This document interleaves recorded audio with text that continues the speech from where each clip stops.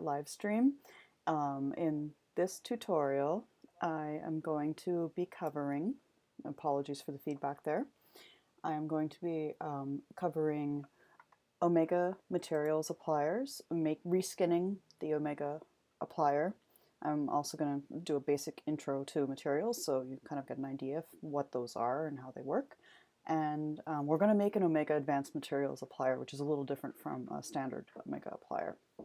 So what we did in the last tutorial, which was part 1 of this, is we made an Omega applier from scratch. So what I went through was getting the Omega dev kit and going into Photoshop and creating a texture layer that can be used as an applier for your mesh body in Second Life.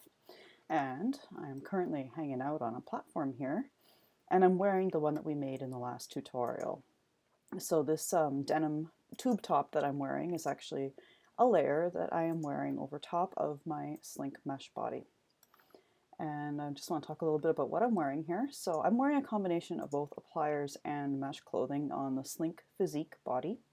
I'm also wearing my Slink bento hands. They're called the dynamic hands now. If you have owned Slink hands in the past, it is a free update. You now have bento hands, and I think you can see there my fingers are wiggling and they've got a bit of an animation going on, which is really awesome. And one of the cool things about the hands is I actually splurged and bought the Vista bento hands before I knew that Slink was going to do the update this quickly. And the Vista HUD will actually also work on the Slink hands.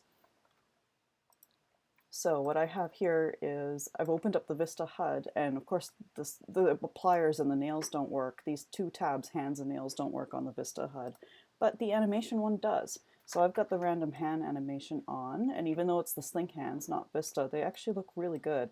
There's a tiny amount of clipping through on some of the fingers sometimes just because it's not the same mesh, but it's pretty close. And also these hand poses work, so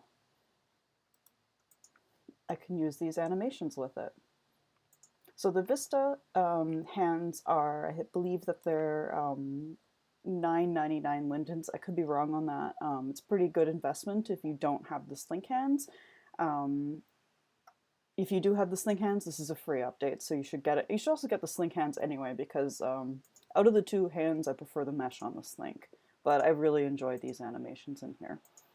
So I'm going to turn my pose off here. I think I can just click on those, or just turn random hand anim back on.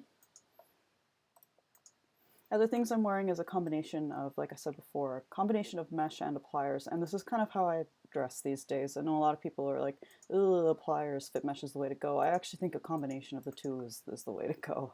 That's my personal preference. I like to layer a lot, and it can be really challenging to layer mesh. Sometimes it just doesn't, you know, it stacks but it clips, or things don't really line up properly, so that's kind of my preference, and I can't seem to get my hands to stop doing their little peace sign here, so I'm just going to reset those to something else. There we go. So again, I'm using the Vista HUD, but those are actually the Slink dynamic hands, which I highly recommend picking up. They're really awesome. So today what we're going to do is we're going to cover doing an Omega. We've already done an Omega applier in the last tutorial. If you haven't watched it and you're watching the recording later, of course obviously I'm live right now, but if you are watching the recording, I highly recommend watching that first. Otherwise what I'm doing today probably isn't going to make a lot of sense. So I will just quickly show you what our Omega, I'm just going to turn the audio down on here, what our Omega applier looks like. So it's a heads-up display, it floats on the screen, and it has 3 buttons, one for top, bra, and upper tats. This is an upper body applier. And when we created it, what we did was we created this tube top texture in Photoshop, and then we uploaded it. And then we went into our script here inside the applier, and we just plugged in the UUID, which you get from right-clicking on anything in Firestorm. And I also made a system version of this shirt. So if you want to follow along and work with this Photoshop file at the same time, it is a download on my website. So my website is www.alaskametro-sl.com.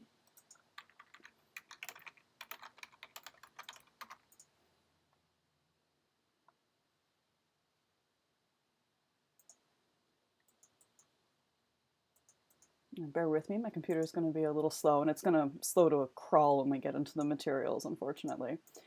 And then under the blog section of my website, I have a Livestream tutorial on creating an Omega applier for Second Life mesh bodies. So this is the part 1 of this tutorial.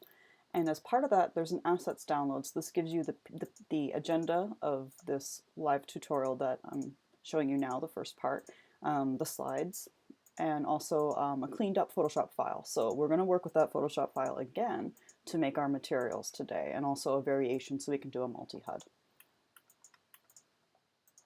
So that's my website, and that's where you can download the Photoshop file. If you want to follow along, or later with the recording, you can go back in and pause and then work with me here.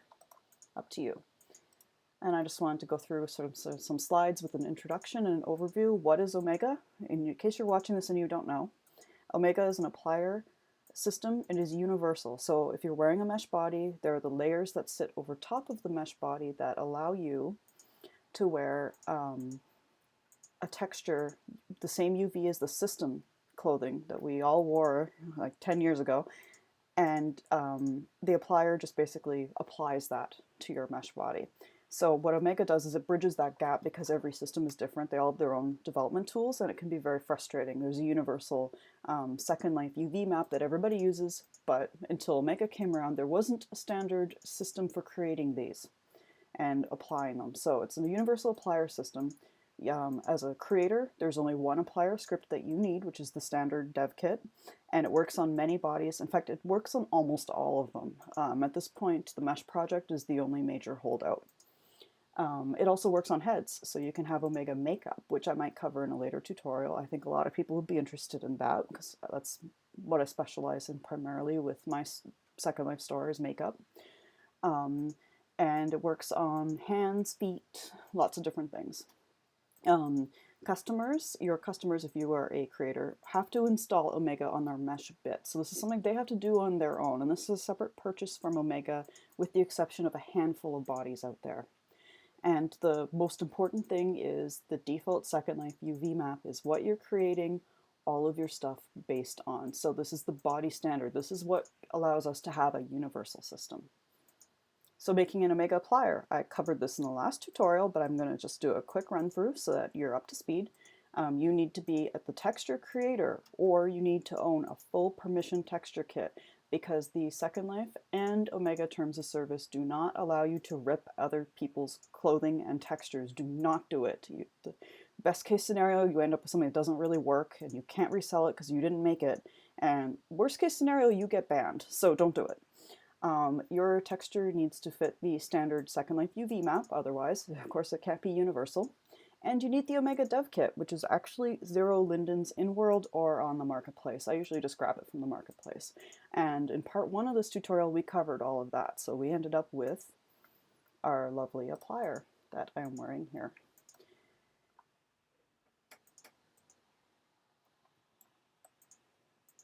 And I am going to freeze my avatar. So I'm in Firestorm, and Firestorm has lots of really cool tools that are a little more advanced than the standard viewer. I'm going to go into the pose stand. So there's a built-in pose stand in Firestorm. Okay, so my avatar should be frozen in place. There she goes. So what I'm going to do is I'm just going to take off some of the things I'm wearing, as much as I love this outfit. This is actually a standard size vest. It predates, it's hard to select here, it predates the world of mesh. Or fit mesh rather, but it still works. Sometimes I find I can wear medium and large size, standard size things, no problem, especially on the Slink Physique body, which is what I'm wearing here. I'm wearing Slink, because the Slink Physique body is pretty close to the default avatar sizes. Hourglass is very different. Hourglass is very curvy, and I had a hard time making standard size work, but Physique was no problem. So I need to take this vest off, and I can't select it, probably just because of where the attachment point is. So I went into my appearance mode, so I got a little t-shirt here for all my outfits. I'm in the wearing tab, and this allows me to take off things that I'm currently wearing that are attachments. And my vest is by Beautiful Dirty Rich. I believe they're still making things, I'm not 100% sure. I probably picked this up from the Anybody event, because they used to be a big part of that. I'm just going to right click and detach. So that's, if you can't select something on your screen, that's a really good way to take things off. You can also do it from the Worn tab of your inventory. Though this throws everything in folders, I find it a little more challenging to navigate, especially because my inventory is a black hole. Hands up if yours is too. It's a nightmare. I just need to sort it one day. And I'm just going to quickly close out these tabs so that you're not having them pop up and be in the screen view. There we go. Okay, so this is the applier that I've already created. So what I would like to do is I would like to create a multi-HUD later, and the first thing I want to do and show you, in addition to making a multi-HUD, I'm going to have to make a couple of variations of this top. So it'll be an example of how you can make a fat pack HUD, because this comes up a lot in the Omega applier support chat. A lot of people want to know, how can I have multiple appliers in one HUD so I don't have to go and make a whole bunch of them. So we're going to cover that, and to do that I'm going to need some variations. So I will show you how to do non-destructive variations on your in Photoshop on your clothing texture. And I will also show you how to reskin the applier. So we're going to do that first. So by reskin, what I mean is when you look at the default Omega, you see my wiggly fingers there. Sorry, I just love it. When you look at the default Omega applier that we create from the dev kit, it's you know, it's pretty standard looking. Like this is what they all look like. But you might not want that. You might want it to be your brand. You might want to have your brand colors on it. You might want to show a preview of the picture, a preview picture of the thing that the people are applying, so that they know when it comes up as the HUD, they know what it is. So when you're reskinning these things, there's a few important principles to keep in mind. So I'm just going to quickly go over that. Okay, you want to reskin your applier for resale. So you've made this wonderful tube top, and by the way, my Photoshop file is, I didn't put a license on it, but as far as I'm concerned, if you would like to sell this thing, please feel free. Make some changes to it, add like some flower applique or something fun with it, and please feel free to make your own applier, and if you do change it, you can resell it if you'd like. If you're new to Photoshop and want to use it as a base, please go right ahead. So you want to reskin your applier for resale. So some ideas to keep in mind. You should consider a preview of your item to help your customer so they know what they're applying. And perhaps you want to take a look at the typography on the button. Maybe you want to be high contrast so that people can easily see it and click on it. That's one of the things that Shelley Lynn has done with the default here, is like it's white text, it has a black stroke on it, and it's on a dark background. It's really easy to see those three buttons, like top, bra, upper tat. They stand out a lot, so you want to make sure yours does too. So that means don't do light gray text on a white background. Don't make things, I'm guilty of making things transparent and then they don't really show up on some backgrounds. So there's things to keep in mind, like just basic user experience principles that you want to consider when you're designing this. And then there's another point in here on my slide here. Pay attention to the 3 zones on the button. I've underlined this multiple times because this is where, when you're first creating and reskinning an applier button and you take the scripts out from the default standard kit and you throw them in your own heads-up display, this is where everybody gets stuck.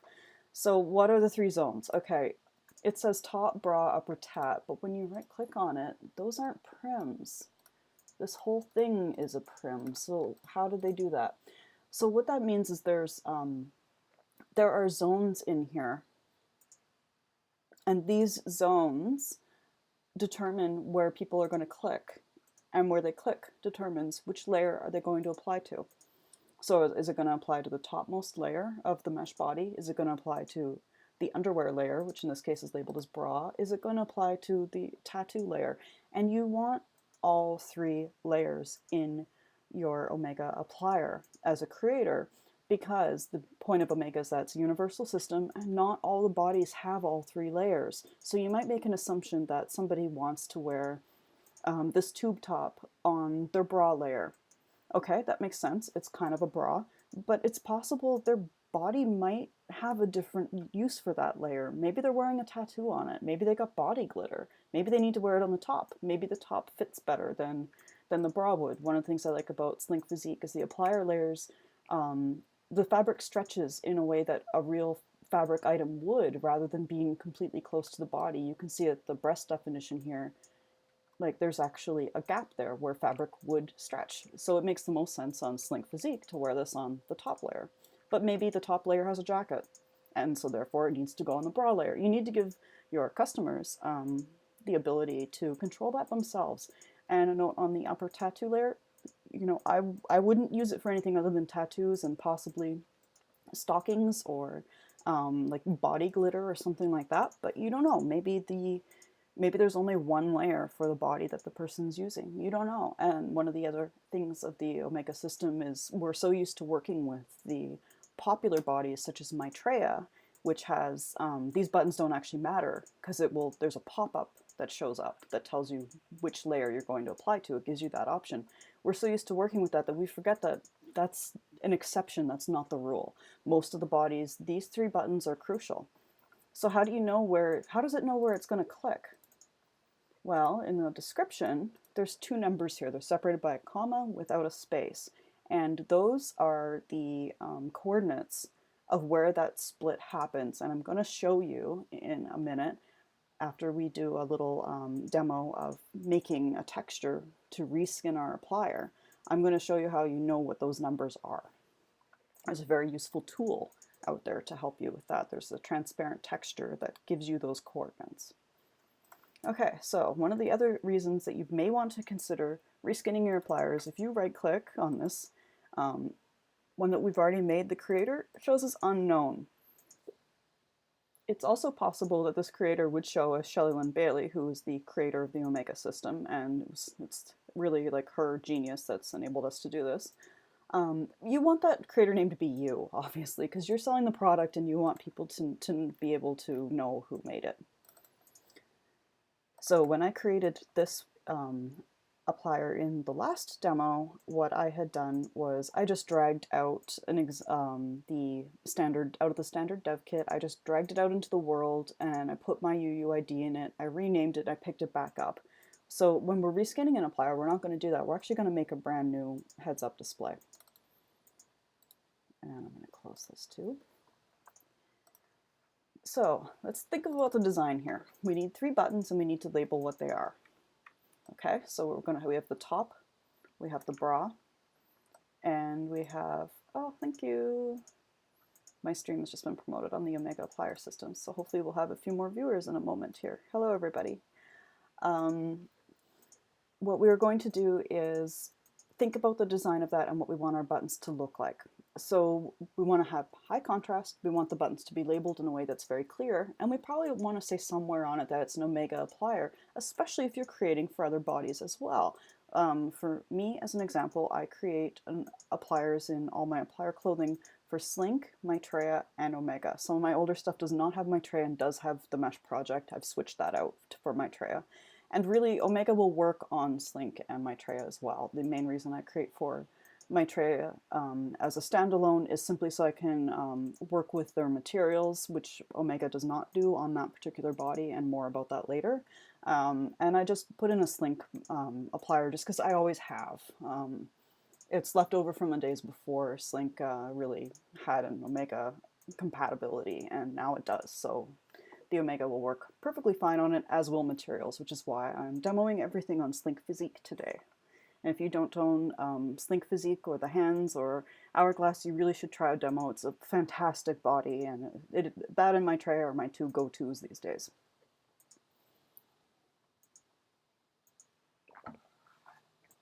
Okay, so for the next part of this tutorial, I'm going to be going into Photoshop, and I'm going to just be creating a little design for what is our new HUD going to look like. So we're going to have a couple steps here. We're going to create our own button, and it's going to be our own prim.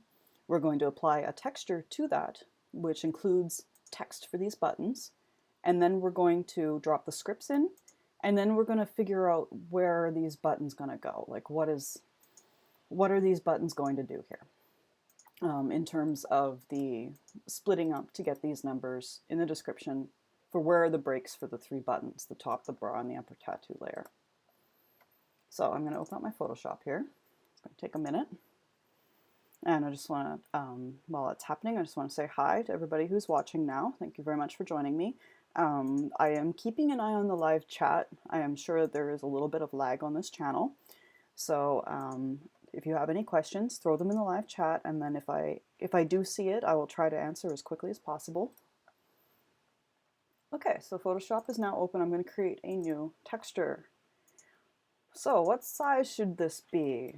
Second Life enjoys powers of 2 or exponents of 2.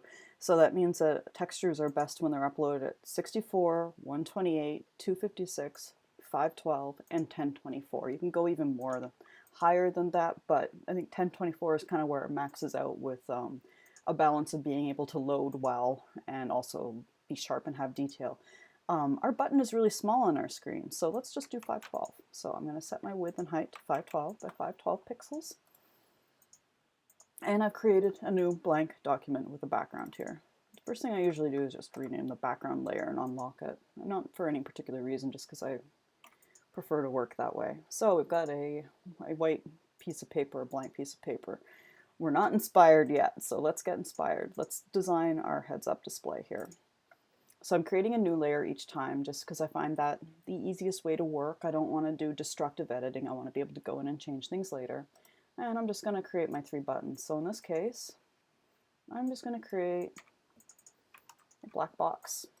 That might be too tall to fit 3 of them in there, because I want a little bit of space just to say what type of applier it is here. So I've got layer 1, and it's a black rectangle.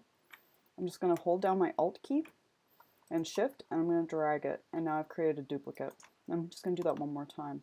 So here's my 3 buttons. One of the great things about the newer versions of Photoshop is you can see the that fuchsia alignment tool. It actually gives you an idea of how things are spaced out. But say you didn't do that, and say you had a layout like this where there's a bigger gap here. Select all of your layers, and then either in this toolbar here or under Layer, you have the option to distribute. And all that does is distribute your objects evenly. So I'm going to go Distribute, Vertical Centers. There they go. Now they're perfectly centered, or perfectly distributed, with even spacing between them. Okay, I've decided that I need more room at the top and bottom of this applier because I'm going to add some text just saying, press button to apply, this is an Omega applier, just so we know. So I'm going to hit Command T with all 3 of my layers selected, and now I can actually resize them all in one go. Hit Enter when I'm done. Alright, that looks good. So what we have so far is just 3 black buttons. So I'm going to add some text for my buttons. So one of the things to consider is, what is your brand? Like, I'm very much a branding person in real life. It's part of my job. I work mostly with digital brands online and work with websites, social media, online campaigns, advertising, and to some degree I also do print design, but that's mostly my business partner's purview at this point. And one of the things that's most important is keeping your brand consistent. So my brand in Second Life has kind of evolved over the years. Right now I'm kind of on a white and copper kind of thing going on with concrete and natural materials. But your brand, maybe it isn't like that. So you want to consider, like, are you using a font consistently throughout your brand? Is it on your ads? Is it on your appliers? Is it on, like, what font did you use for your logo? Maybe you want to carry that through. But the most important thing for something like an applier for user experience is it legible? So we're not going to use Comic Sans. We're not going to use a script font. We're going to use something very utilitarian so that people can read this. So I'm going to take a look at my fonts here that I have turned on. My brand is Helvetica and Georgia, just because those 2 fonts I have a lot of copies of on my computers that I work on, and they're both very legible. Let's go with Avenir. Your computer may not have Avenir, that's fine. You can use something like Arial if you want. So I've got Avenir, and let's make it 24 pixels, and we're just going to type in what is on the actual applier in world. So I believe the top layer is, let's just call it clothing for now until I see what it actually is here. So on my screen, it's there, labeled there as top. So let's do that. Let's call it the top. All right, that's still way too small, so let's make this huge. There we go. There, 60 pixels. And I'm just sort of resizing my text box so that it's a little more centered. So now we've got a button that says top, and I'm holding down Alt and Shift at the same time to drag down the layer and make another copy. So now I've got top copy in here, and I'm going to rename that as bra. Let's call it bra underwear. Oh, I ran out of room. Okay, so we're going to go a little smaller in our font here.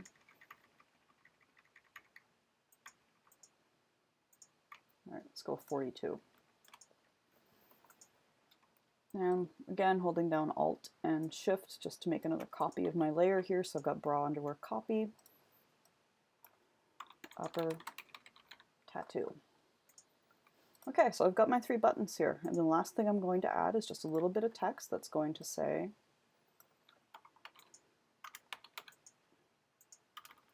and I probably wanted my font to be black. Actually, let's go with a dark gray here.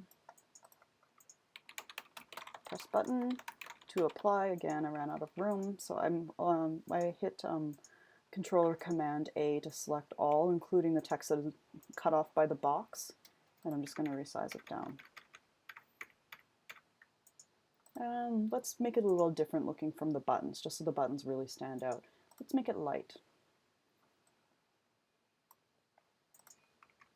Okay, and let's put a little copy of that layer again. Let's just type out Omega Applier System so people know what it is. Okay, so this looks pretty good as like a little applier texture thing. You can put your logo on this. Just know from Shelly saying that she loves Comic Sans. Sorry, Shell, I'm not working with it today. I'm using Avenir. You can also use things like Futura, Avant-Garde. Any of those fonts are going to be very legible at small sizes, which is the important thing here, because you don't know if people are going to resize their appliers to be very, very tiny, or if they're going to be large on their screen.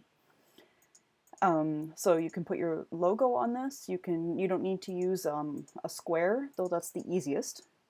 And you can put your logo on this. You can link it to another prim to make sort of a multi-HUD, which is we're going to cover in a few minutes. And you can put little buttons to load a landmark, a website, any number of things. I will show you what my HUD looks like in a minute if you don't own any. And so our next stage here, now that we've got our texture done for our heads-up display, is we're just going to upload it. So I'm going to save this as a transparent PNG.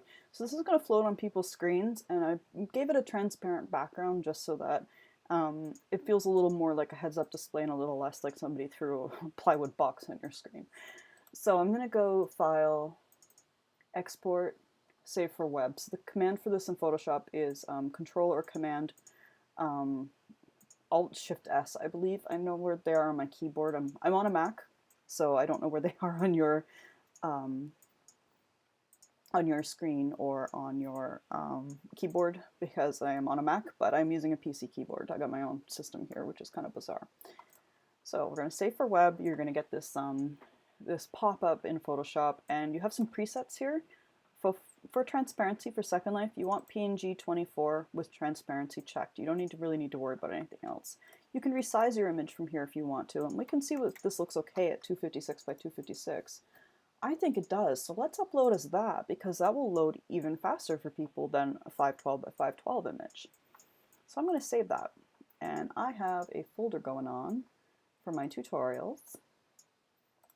I have a folder called To Upload. The most important thing when you're creating anything as a creator, whether you're making fit mesh, appliers, skins, anything, is to be super organized, because you want to be able to revisit and redo your work as much as you can and borrow bits and pieces and not create more work for yourself by having to recreate things. That's also a big part of why I really want to drive home non-destructive editing in Photoshop, so that you can go back and take pieces that you need.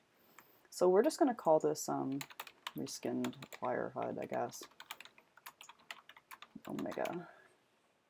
I'm going to save out my PNG file. So now we go back into SL, and we're just going to upload that. One of the ways I like working with my Firestorm is I like having 2 inventory windows open, one of them just for my textures, because I create a lot of textures. Obviously, I'm a texture artist. I'm kind of rubbish at mesh at this point. I'm hoping to get better. And one of the things that I do is I work with a lot of textures. So I like keeping them over here and then to be more organized so I can work with my system layers and my appliers and my objects in the other window. So that's kind of a trick with Firestorm. There's a little button down here of a suitcase, and it just opens another copy of it. So I'm going to upload my image. I'm on a Mac. I can just click here to see recent places and get back into my folder. If you don't see that on your screen, or if there isn't an equivalent for Windows, then you just kind of want to know where everything is and stay organized so you can easily find it.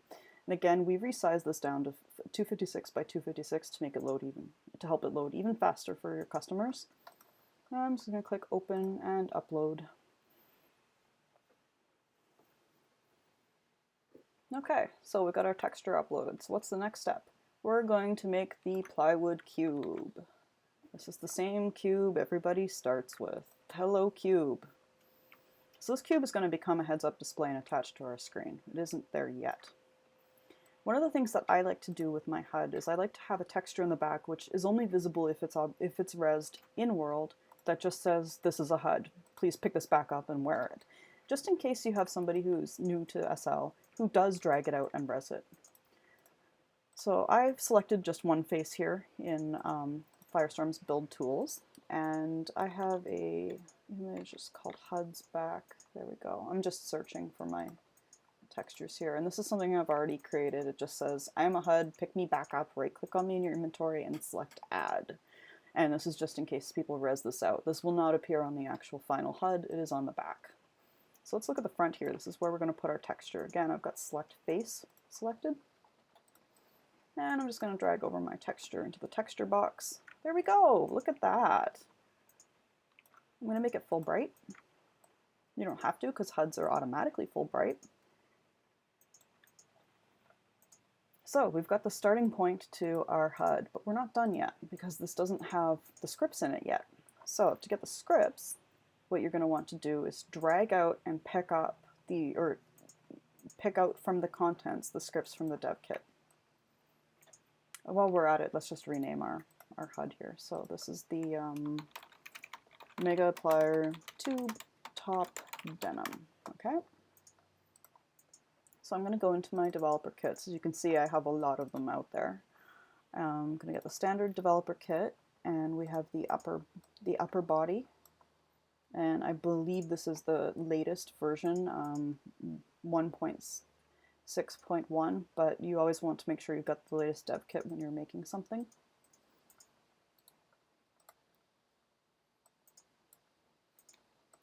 And I'm just going to go into contents, and there's two scripts in there. I'm just going to pull them out. And as you can see, I've already done this. I just created a folder, and I put them both in there. The other thing we're going to do right now when it's in our inventory is we're going to set the permissions on this. So your permission should just be copy on both scripts, and you don't want to leave them with copy transfer. Like you really don't want to do that. Okay, so I've got my my box. It's no longer a plywood box now. It's starting to look like a HUD here. So I'm going to throw in those two scripts. And it automatically set my my breaks, but there's nothing in the description yet. Now, I haven't done this before, but I did see that there was a coordinate finder in the dev kit, so I'm going to try that and see what that does. Doot. What does that do? Oh, okay, so this tells you in local chat where you are. So let's click right on the edge of this button. We've got 165, so that's our break. So I'm going to type that in, a comma. I'm going to touch the very bottom of this guy. 99, it looks like. I'm just going to reset and see if it gives me an error. Make sure they're at least 50 apart. Interesting. All right, let's try this again.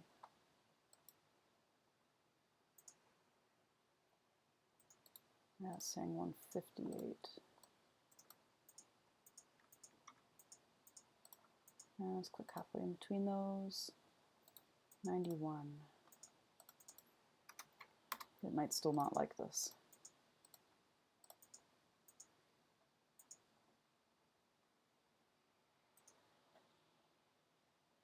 Break 2 is set to, break 1 is set to 105, break 2 is set to 155. That might actually work for us, actually.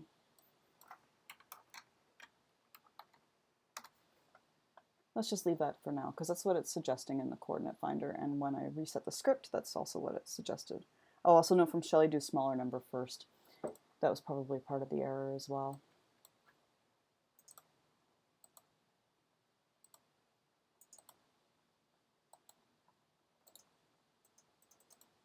Okay, let's see if I can go a little higher on the second one. Let's do 161 and 100. When I reset the scripts, it's just to get information about where the breaks are and whether those were set correctly, and it looks like they were. Okay, so I can take the coordinate finder out now. I'm just going to delete it because I got a backup in here. Okay, we're almost ready. But one of the things is we've taken this these scripts for the applier out of the dev kit, so there's not, our texture isn't in here yet, it's just a bunch of zeros. So this is the UUID part of the creating an applier. So I have no idea where my texture went for, here we go, okay, it is still here. So this is the texture we uploaded in the last video. I've cleaned it up since I've added these sort of things on the sides for kind of like a denim, like jean type thing, and I've added some better shading in here. Again, this is a Photoshop file that you can just download off of my website. And I'm just going to right click on it and go copy asset UUID. This is how you get your UUID. This is the easiest, fastest, and best way. There are a lot of tools out there that will help you with this process as well. There is a batch UUID product. I have one, I think it's by Lexi or something, and if you throw all your textures in there, it will spit out in local chat all your UUIDs.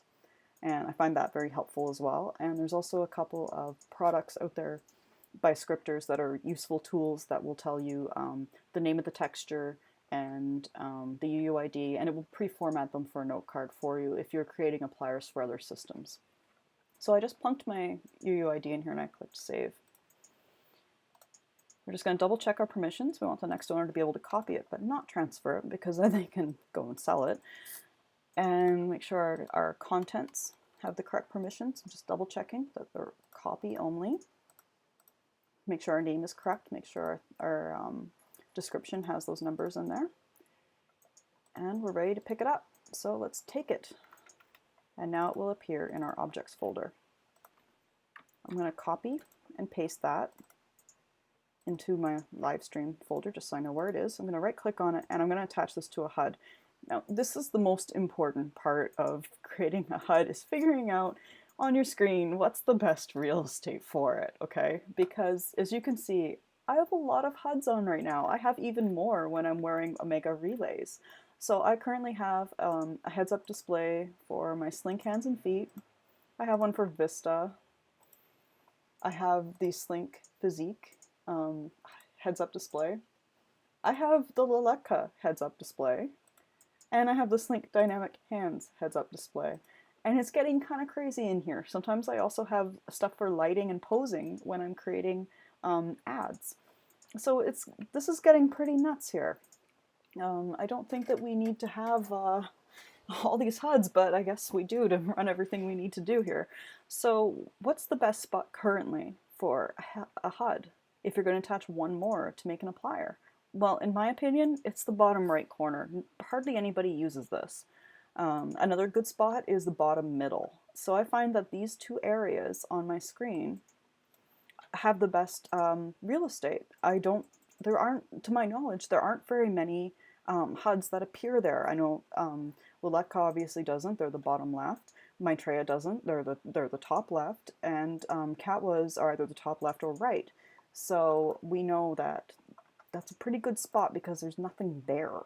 So I'm going to attach this to a HUD. So I just right click on, this is my reskinned applier. Oh yeah, also note center is good too. And I am going to put this in the bottom right. Okay. Oh, So this is what always happens when you create a HUD at first. It's going to be massive on your screen. It's going to be off the corner.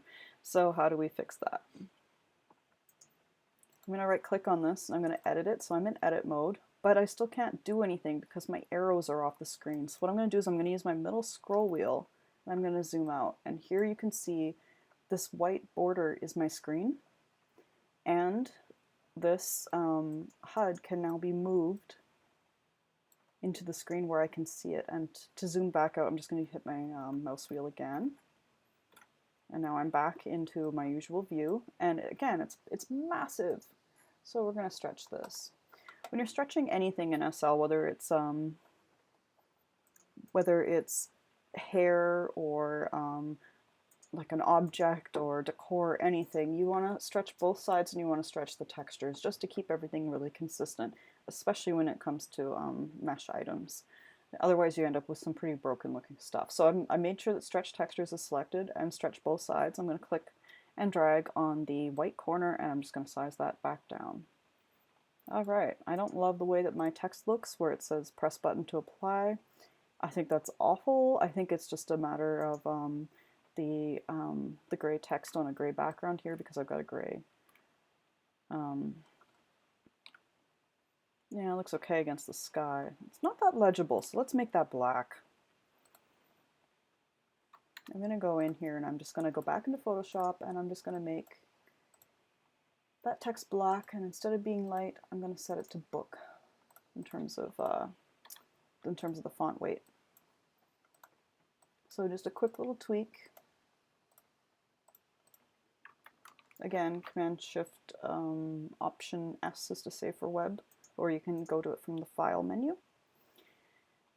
Save, and I'm just going to save over my same file. And I'm going to re-upload it. Again, I kind of like doing this in a new window here.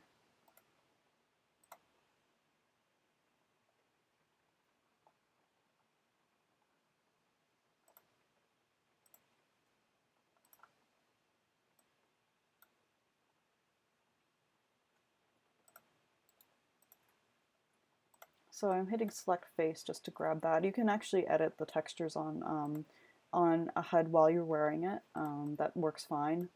Some of these appliers you can, yeah, doesn't that look better?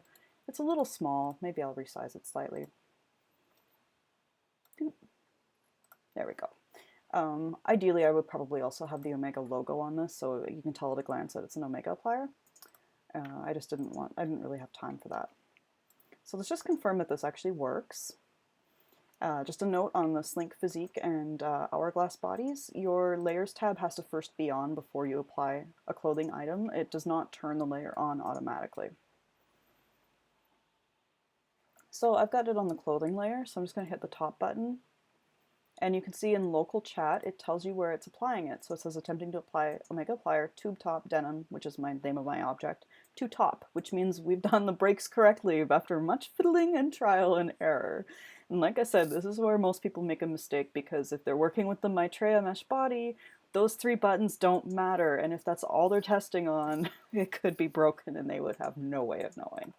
So again, that's another reason why I'm showing you Physique today. Aside from the fact that I love the body and especially these wonderful hands, it is also really important to test on more than one body if you're a creator. And if you can't afford to buy a whole bunch of different mesh bodies, I understand.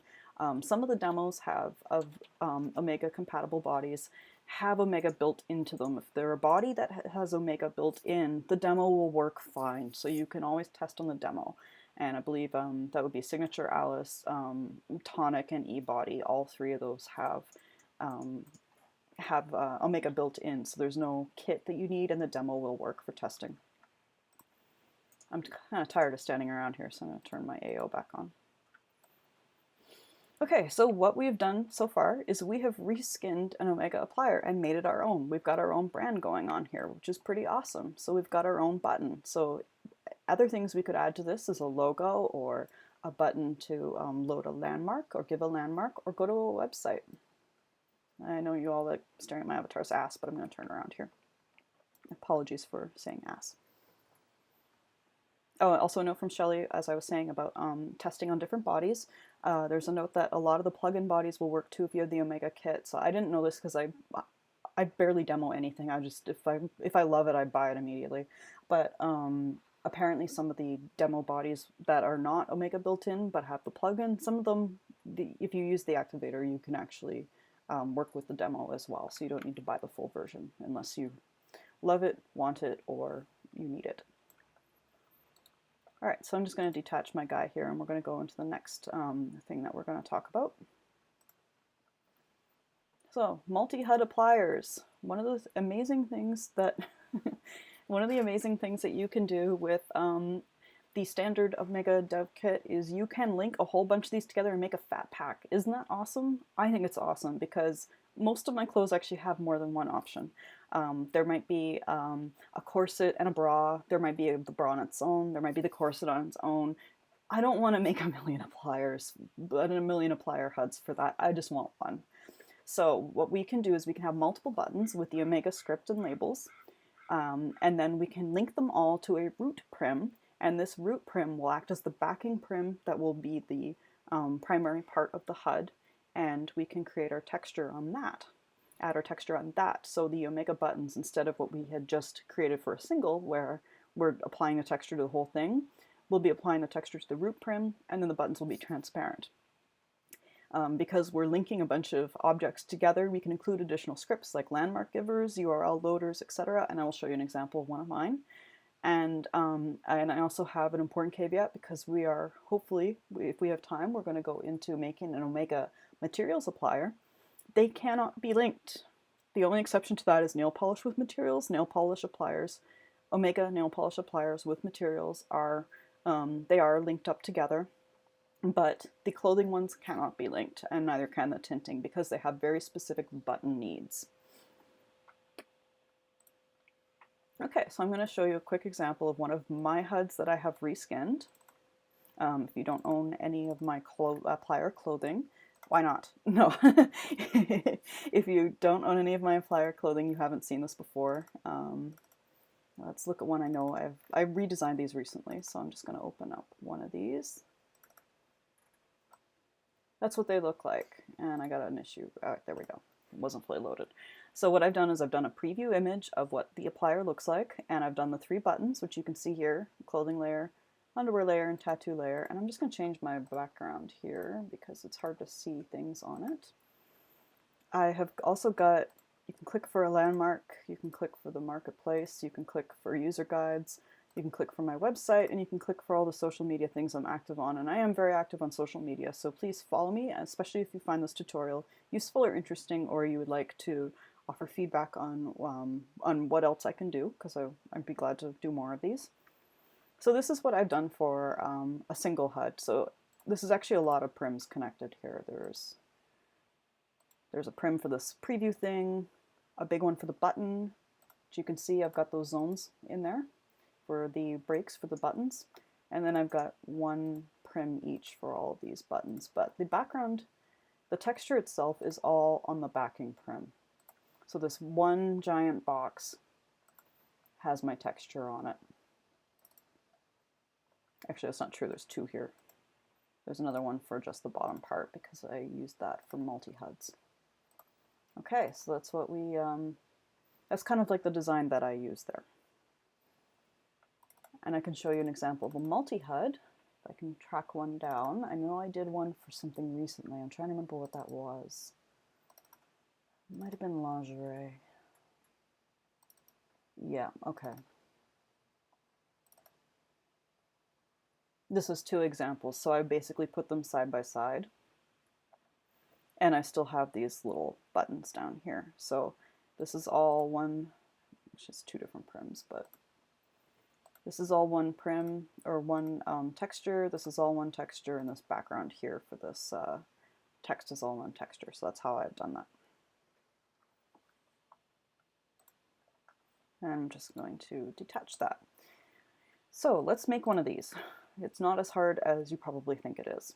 One of the things we need to do to make one of these is we need some variations on our tube top here. So right now we've just got regular denim. Let's do black denim as well.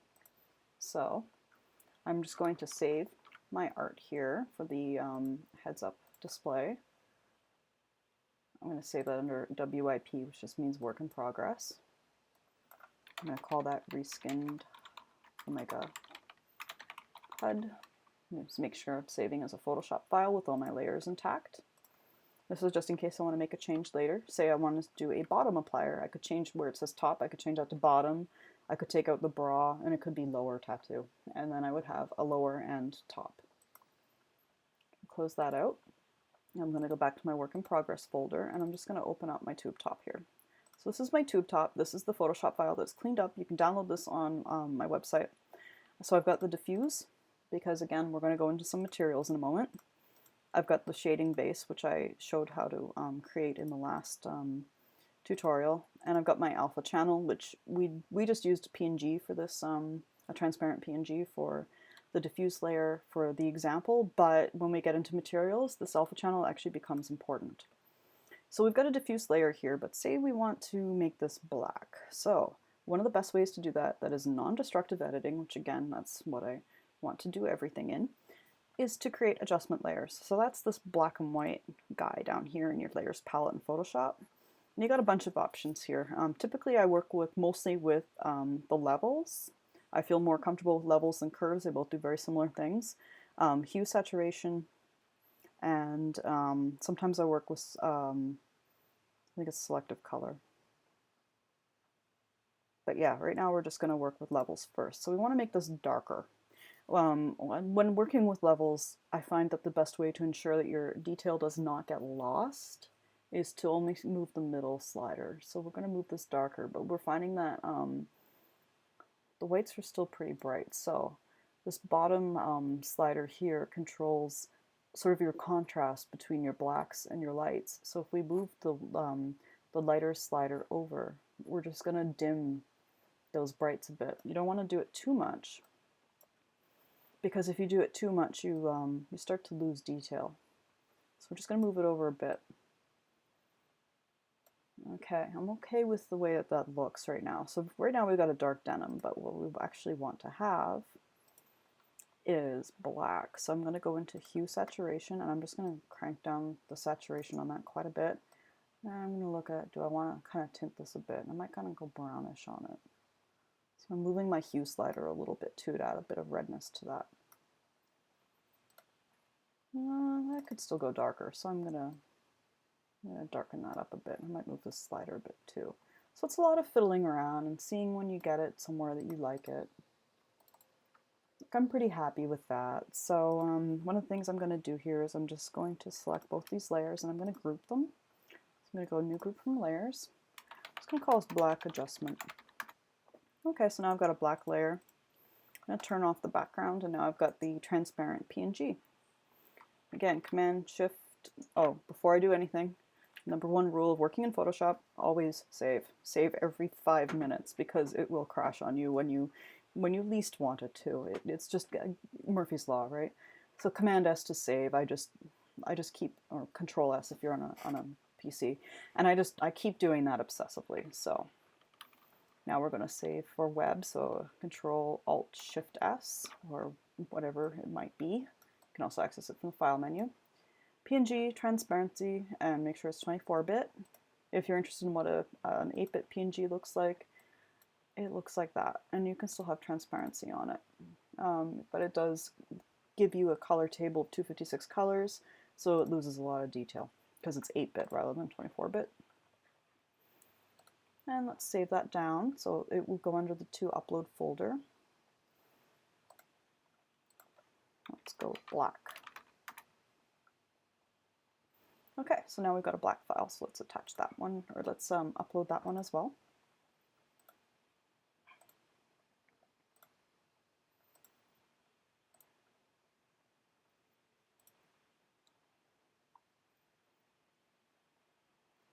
So now we've got a second texture. So we want to put this as a fat pack with options. We don't want to have these as two separate appliers, because that would be, you know, a little redundant. Let's make it easy for people. Let's do two. But one of the important things with having these multiple options is you kind of want to have a little preview to show people, well, which one are they clicking on, right? So that could take a couple different forms. You could do a little color swatch. You could do a picture of the avatar wearing the item. You could do an illustration to show the different colors. There's any number of like creative ways that you can do this. In our case, because we're kind of running out of time here, we're just going to do a little thumbnail of like what the texture looks like. Obviously in mine, what I had done was I photographed the item, and actually this is on the slink body with a white mannequin skin, and uploaded as a transparent thing for this preview pane thing. That's how I handled that. And it also becomes the art that can be on my vendors. So it's kind of a helpful sort of shortcut there, because I already had to create a image of the item on the avatar or on a hanger for my vendor. So now I've also got a little preview pane thing as well I can do there. Just going to detach that. So let's do a multi-HUD. The best way to do the multi-HUD is to actually to design your texture first. Just like we did for the single, we're going to do that again for a double one. And so my width on this is now going to be 1024 by 512, so I get a rectangle. And I will always work in those exponents. I always work in those powers of 2, because when you upload the item in any other sort of format, it's going to stretch the image weirdly. And you've probably seen that when you've uploaded a snapshot or something to Second Life. When you open it up in your inventory, oh, it's squished or it's stretched or it looks weird. So the best way to avoid that is to always work with those exponents and those powers of 2. So in this case, it is 1024 by 512, and we're just going to resize when we upload it, or when we save it for web. I'm going to go back in, I'm going to grab my reskinned Omega HUD, and I'm just going to, actually there's 2 ways to do this. Let me show you the best way to do this.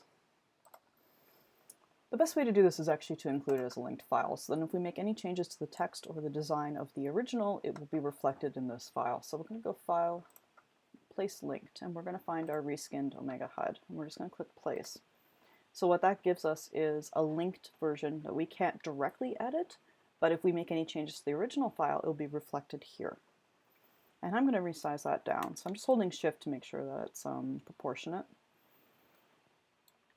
There we go. I'm just going to kind of resize that a bit, and I drag that over to make a duplicate. So again, I'm holding down Alt and Shift to drag a new copy and to keep it aligned. So we've got our two buttons here, and then we just want a little preview swatch up here. So I'm going to create a little new layer, and I'm going to give it a circle. So I'm using the ellipse tool, and again, I'm holding down Shift to keep it proportionate, and I get a magenta line to help me align it, which is really cool. Now I think it's a little close to the press button to apply, so I'm going to nudge that up a bit. And again, I'm going to do the same thing. I'm holding down Alt and Shift, and I'm creating a duplicate, and that magenta line is going to help me align it there. Okay, so far that doesn't really look like anything yet. So let's apply, or let's include a little thumbnail of what this is actually going to look like when it's on your avatar. So we're just going to get the texture itself. Usually you'd probably want to do an actual photograph, but we don't have time to do that. So I'm going to go File, Place Linked again, and I'm just going to go into my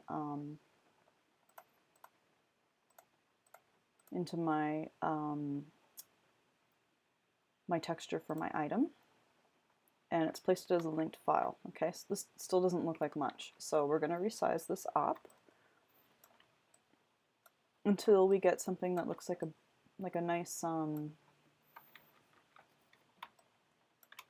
like it could be a nice fabric swatch there. Okay, so this still doesn't look like much, does it? So the next thing we're going to do is we're going to mask this layer with the layer below it so it only fits in our circle. And there's a couple different ways to do this. You can Control or Command and click on your circle, and that will select only the circle. and then you can hit the mask button. There you go, now you've got a little preview. And then you can turn off this lower layer so you don't get sort of like this black jagged edge from the duplicate layer there. So we're going to do the same thing for our black one, and I'll show you a different way to apply it to that circle to just get that circle shape. So let's go into our black one. We're going to place that. And again, we're just resizing this up so that we get something that kind of looks like a fabric swatch here. Hit enter, and then now I'm going to hold down Alt and I'm going to click in between these two layers until I get that icon. That icon is a little box with an arrow, okay? And that all that means is that you're only going to apply this layer to this one. So in the case of this one, it means that transparency carries over. And in this case, we don't have to turn that circle off, because if we turn it off, it also turns off all of the layers that are currently editing it. Okay, so that looks like a pretty good little multi-HUD. So I'm going to turn the background off again because I want this to be semi-transparent. I'm going to save my file under Work in Progress. Again, like it's all about being organized here. So reskinned Omega HUD, and let's call this multi-HUD. Command Alt Shift S to save for web. Again, PNG 24-bit. We're going to save it as the reskinned applier. Let's call it multi-HUD Omega. And save. So let's upload this image as well. I think it looks like a pretty nice little HUD there.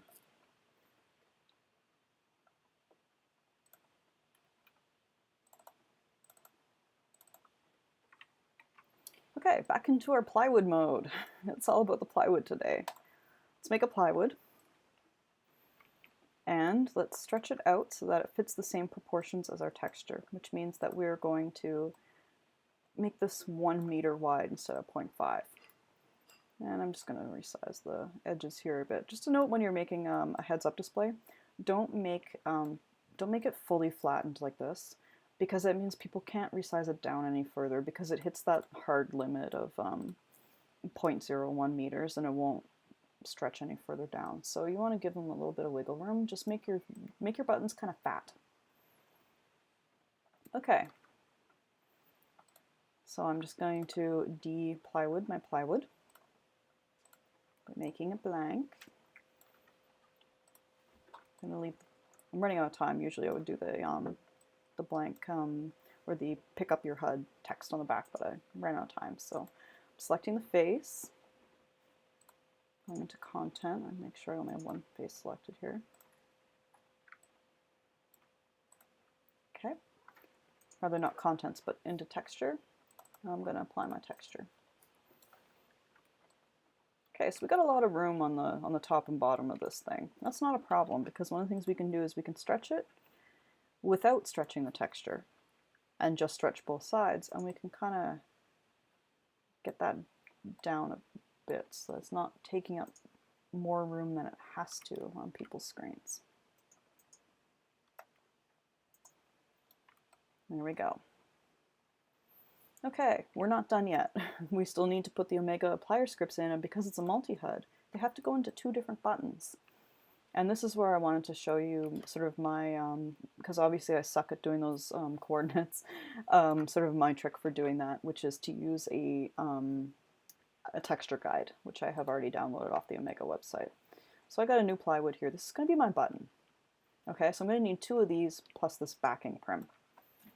So I am going to stretch this down until it looks about like it would fit. And I'm just going to line this up here. This is where having not stretching both sides is useful. And unfortunately, it looks like I am not going to be able to get to the materials today and do a materials applier. So I am going to probably do that in the future. So I'm just using the stretch tool with stretch both sides not selected, and I'm just basically trying to cover this whole thing up.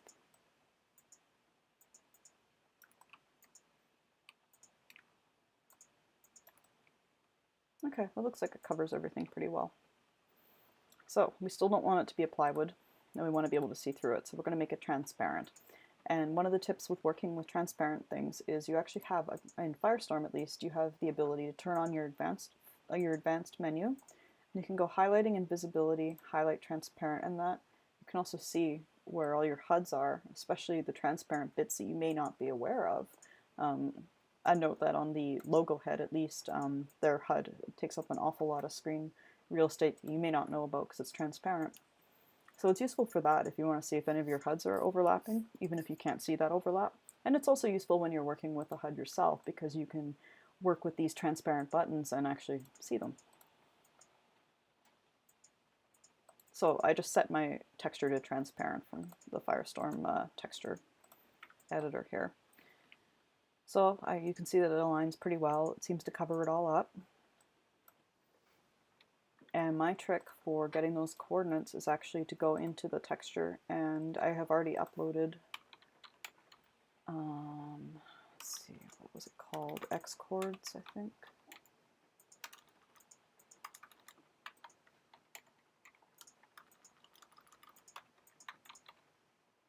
Yeah, Xchord guide. So I downloaded and uploaded this from the Omega website. It is available in their Google Drive with all of their other tools. You can get to it from the dev kit instruction page, I believe. My texture is not 100% fitting on this button, so I'm just going to quickly change horizontal scale and vertical scale to 1. And you can see, and it's probably a little easier to see if I turn that highlight transparent back off, you can see that it actually tells you where those numbers are. So it looks like a good number for this might be 160. Well, it's easier if you zoom out or if you use Command or Control 0 to zoom in without camera distortion. It looks like a good fit might be 171 and 96. So let's put those in right now. So 96, 171, smaller number first, according to Shelley, which I screwed up on. And let's also call our button something useful because it does say in local chat what it is. So this is going to be the blue denim. Okay. Now I'm going to move this over and create a duplicate of it. So kind of like in Photoshop, you can drag while holding Shift down, and not Alt in this case, but Shift, and it will create a duplicate. And I'm just going to highlight transparent again to make sure that my edges are kind of lining up here. You can see that I kind of didn't really align them with the edge of that button. So there we go. And this is a duplicate, so of course it has the same name and description. Let's change it from blue denim to black denim. And let's go in and we're just going to select the face on these two and just get rid of this Xchord guide texture, which we were temporarily using to help us find those. I'm just going to change it to transparent. So you can see why I had so much trouble like using the script, which I shouldn't have had because obviously it's easy to use, but I had issues with it because this is my usual method, because I'm usually creating a multi-HUD with a backing prim. I'm not editing the button directly. So I usually just use this coordinate guide, and that helps me figure out where the breaks are for my buttons. So we're not done yet. We still need to put the scripts in these and test them. So I'm just going to select my first button, and I'm going to throw those scripts back in there that we've already picked out from the dev kit.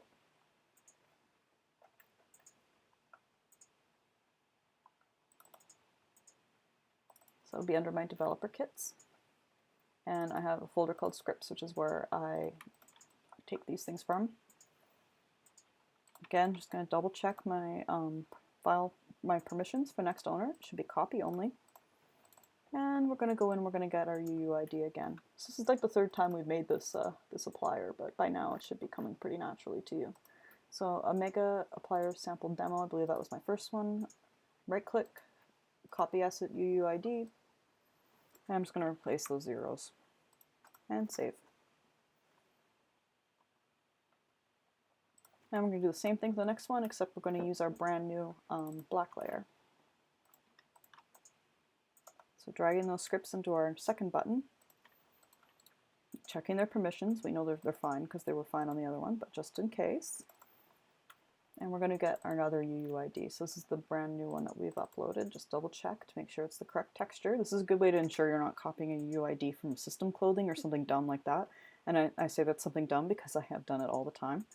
And you can also access it from this button here that just says UUID. Just click it, and now it's in your clipboard, so you can copy and paste it that way. Command V to paste. Save. And while it's out here in res, I can actually still test it. So I know that it's supposed to be on my top layer, so I'm just going to click. And it should say in local chat, attempting to apply black denim to top. Now let's take a look at my avatar, and oh, she's wearing it. That is awesome. It worked right away, first thing.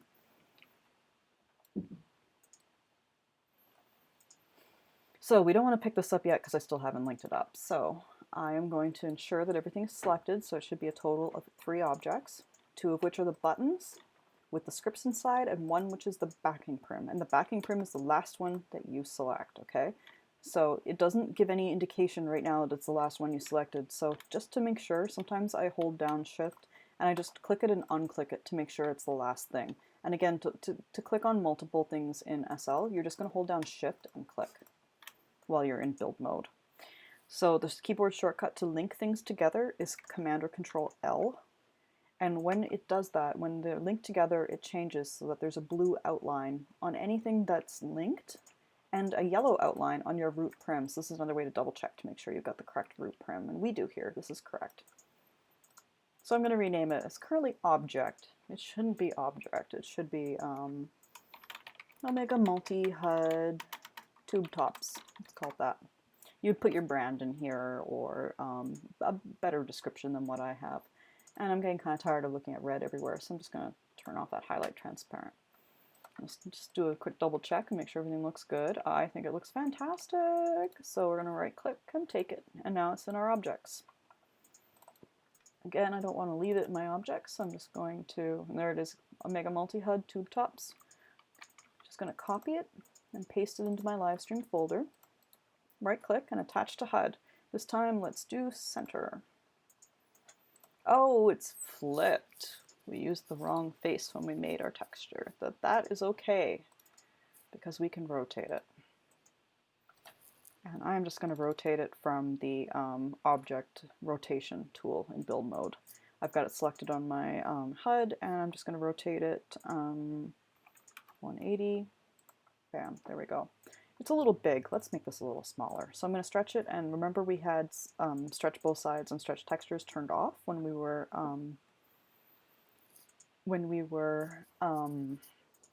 doing the resizing the buttons down. We want to turn those both back on, otherwise our HUD is going to look awful, and we're going to stretch it. There we go, that looks good. I'm going to move it down on the screen, so it's sitting a little lower here. And I'm going to close it out. And Jeffrey asked, do I ever point at my screen when I'm trying to explain something? Oh, yes. And you can't see it, so it doesn't do you any good at all. I tend to just be spastic with my mouse instead, like, oh, look at this over here, this is my Slink HUD. Oh, look at this is the HUD we just made, which is awesome. And we're just going to quickly just do a double check on this and make sure that everything's working. So I'm going to change back into my denim tube top. There we go. I think you got a flash on nips there. And back into my black one. So everything's working as expected. This is great. So to recap what you've learned from this tutorial, we've extended the previous tutorial, which covered making an Omega plier and the actual texture creation itself, to the SLUV. And in this tutorial, what we covered was reskinning the applier and how to do that, and how to do a color variation on your texture in Photoshop without doing destructive editing. So if we take another look at our demo here, if we want to get back to our denim, we just turn off the black adjustment layer, and you can do an infinite number of these. You can make a red one, a purple one, whatever you need to do. So what I have run out of time on doing is everything else that I had planned on. So we had covered, obviously we had covered the multi-HUD applier just now. What we did not cover was materials, how they work, and how to create them. And then, lastly, how to make a materials applier for Omega. Because I did not do that in the time allotted, it's I had scheduled up to 1:30 and it's already 1:15. I'm going to do another live stream tutorial. I can't do next weekend, I'm too busy. I'm booked up with real life. I can't believe that actually exists, but it does. So I will do a second live tutorial probably within the next month to cover everything that I did not cover today, which was materials, creating them from your Photoshop file, and how to make a materials applier with Omega. And that materials applier will work on most of the bodies. It will not work on Maitreya, unfortunately. Because the Maitreya dev kit is available and free for all for appliers, I may cover doing the Maitreya kit as well, simply because I feel okay doing that because I did not have to apply to get that dev kit. It is available for everybody, so everybody can enjoy it.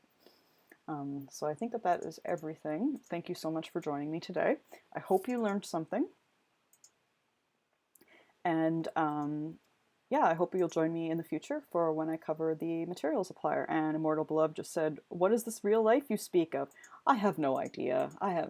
I just got ready for Skin Fair and I was up until like 2 a.m. every night for weeks. I don't think my husband knows what hair color I have anymore, and my friends don't know me anymore. So I don't know about this real life thing.